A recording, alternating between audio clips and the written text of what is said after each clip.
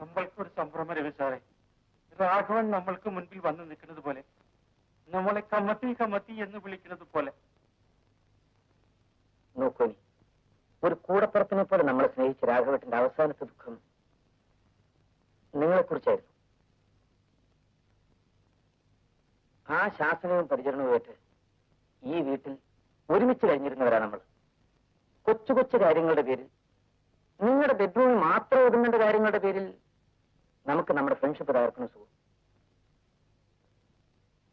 എനിക്ക് അനിയോട് പിണക്കമൊന്നുമില്ല. അനിയോടുള്ള നിന്റെ അപ്പോഴത്തെ വൈരാഗ്യം അല്ലാതെ നീ എന്റെ ഭാര്യയുടെ ദുഃഖത്തെക്കുറിച്ച് ഓർത്തോ?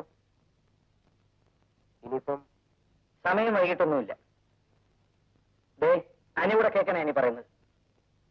ഈ പിണങ്ങി വമ്പ് കാണിച്ച് വീട്ടിലിരിക്കുന്ന നീലിമയുണ്ടല്ലോ, നീ ഒന്ന് വിളിക്കാൻ കാത്തിരിക്കായിരിക്കും ഇറങ്ങിപ്പോരാൻ. എടാ, ഈ പെണ്ണുങ്ങൾക്ക് പിണക്കമെന്ന് പറയുന്ന ഒരു അലങ്കാരമാണ്. അതല്ലേ പിന്നെ എന്തോന്ന് പെണ്ണ്? രണ്ടുപേരും പോയി ഭാര്യമാരെ വിളിച്ചോണ്ടോ? അല്ല, അത് ഏത്? എനിക്കൊന്നും കേൾക്കണ്ട, എന്നോടൊന്നും പറയും വേണ്ട. എന്റെ സ്വഭാവം അറിഞ്ഞാൽ പറഞ്ഞേക്കാം. നമുക്കും അത് തന്നെയാണ് പറയാനുള്ളത്. രവി സാർ പറഞ്ഞത് കേട്ടില്ലേ? താനൊന്നും പറയണ്ട, അവരിഷ്ടം പോലെ കേട്ടു.